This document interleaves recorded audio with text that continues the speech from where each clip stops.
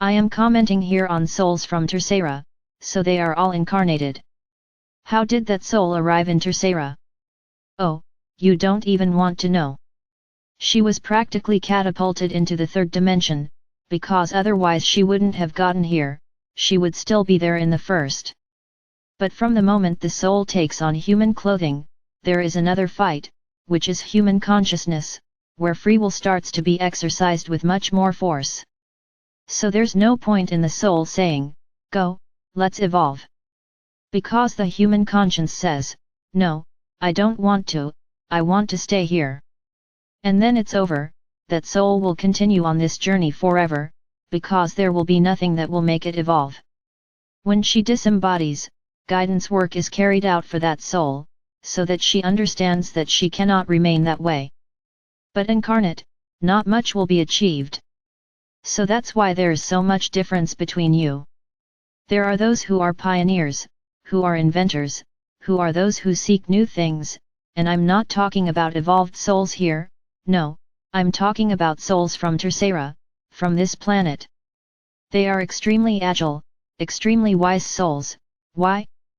Because they have been following this path from below, since its creation. So they stand out, they do good work for the whole, they do work that they feel is important for the planet. And be sure that the universe will conspire more and more, so that this soul rises. So this type of soul is ready for the fifth dimension. Ah, but is she from Tercera? What's the problem? He is an extremely evolved soul, within his level. Let's say she's already at the last level of the third dimension, so she's more than ready to ascend. Those who are still at the first level, who like to live in difficult, painful ways, who want everyone to feel sorry for them, because they are poor things. Forever poor things. Everything conspires for them to be poor things. They are those who cannot see that they are the ones who attract the whole poor thing process. Nobody is causing this, they attracted it. So it is important that you understand that you attract what you seek. If you are looking for, "No, I will do it, I will do everything. I'll make it," the universe will conspire for you to achieve it. And those more evolved souls will approach your journey to help you climb. It's where many climb, it's where many find their way and quickly change levels, because they want to, they chose to grow, they chose to evolve. But those who think they are eternally poor things, do not evolve, because even if someone comes and says, "Give me your hand, I will take you forward," "No, I don't want it, I don't deserve it, this is just my life," that's it, she's already labeled herself and that's what she'll have. So notice the differences in your world? Do you understand why some souls, no matter how much you try to help, they don't help each other? Because they have been like that since they were created. Discouraged souls, souls without will, and who will only, perhaps, change, when they leave this outfit and are guided to evolve. But many still return, reincarnate and continue the same path, they don't change. So do you understand when we say, we have to separate the wheat from the chaff? If the soul is on the first level of the third dimension, how will it reach the fifth? She still has a lot to learn, so she will continue resonating the third dimension in some other orb, somewhere else. And be sure that all these souls, who will lose their physical appearance here on planet Earth, are not just being taken like cattle to other places. Do you really think that we will punish these souls? Put them all in a big basket and get to an orb, turn the basket upside down and they would all fall into the orb?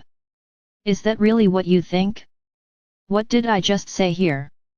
That every soul is fitted for an orb, each soul is prepared to live in that orb. So the majority of Tercera souls here will arrive in another orb and be fine? Of course not, they will go through an adaptation process, a study process, a learning process, a process of evolution. So that they can enter that orb, complete the third dimension and quickly be ready to go to the fifth dimension later. Do you understand that nothing is being done as punishment? There is no punishment for any soul.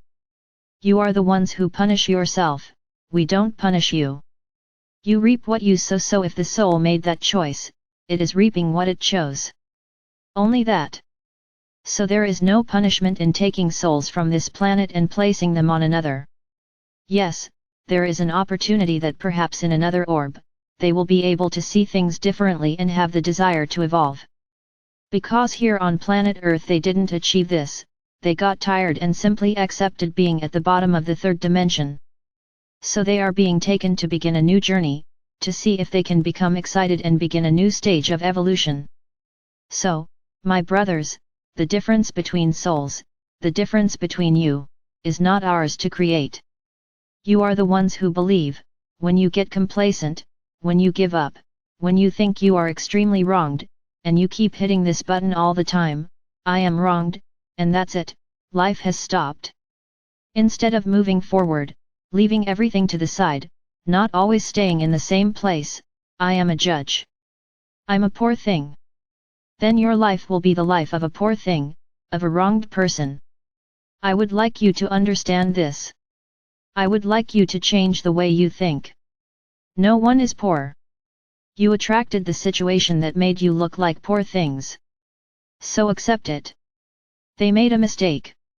It's difficult to accept that you make a mistake, isn't it? The vast majority of you don't like to accept that you made a mistake. But you were there all the time. I don't understand why so much difficulty, you rarely get it right. You make mistakes all the time. When they say wrong things, when they say negative things, when they think negative things, when they act negatively, you make mistakes all the time. Because this is not the way, then it is an error. And what do you attract with that? More error. So how difficult is it to admit that you made a mistake? I was wrong. Ready. My goal now is to not make any more mistakes. Great, that's it. It's not about martyring your mistake, it's about moving forward, it's about moving forward, looking for new paths, it's not sitting at the door and crying. Ah, I lost everything. Then, sit down and just cry, why? To attract the pity of others? To attract the pity of others and be helped without doing anything? Just sit and cry? Or will you simply get up from there, roll up your sleeves and say, well, I'm going to rebuild everything again. And run after it? Ah, there are ways and means of moving forward. That loss could have been that big challenge, for a level jump. In which those who stand up, and yes accept solidarity, but not pity, because they too are walking their way out of that situation, they are not just sitting around waiting for someone to take pity on them. So many get up and fight, they believe they are capable and they succeed. Now, those who sit and cry, the level is gone, because that challenge has not been overcome. Remember, the biggest challenges in your lives are level crossings. Those whose impetus is to level up succeed. Those who don't, stay right there, making mistakes all the time, because they always think they are poor things. Everyone else is to blame but him. Everything bad that happens, it is the world that is to blame. It's the world that doesn't see me, it's the family that doesn't like me, it's my relationship that doesn't work, it's my job that sucks, everything is the surroundings. You are perfect, you don't make mistakes, you didn't cause all this around you. No, he didn't provoke it, everyone joined in, everyone got together, we're going to hurt him. And they all hurt you. Interesting. This way of thinking is interesting, that you are always the poor thing, you didn't attract any of that, you are a poor thing, you are always wronged, everything around you goes wrong, against you. Interesting. But you didn't attract any of that. No, it wasn't you who attracted it, it was the people who hurt you. So as long as you think like that, you will remain a poor thing forever. So when you ask me, what do I do to evolve? What do I do to get to the fifth dimension? What do you guys do? Face the challenges, stop crying and complaining, get up and fight. Act positively, act for the benefit of the whole, act for yourself, stop complaining. Accept that everything that happened to you was your choice, not anyone else's. Accept that you made a mistake. Analyze each point of your mistakes, forgive yourself, forgive those who hurt you, ask for forgiveness from those you hurt.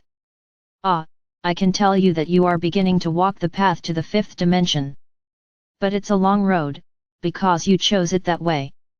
Now you'll have to run a little, you're going to have to transmute all of this very quickly to get there. It's possible? Yes, as long as you want to get rid of all that, which is in there.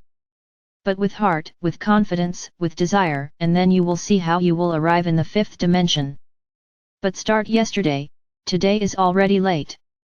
It's not every day to say, no, I'll start tomorrow.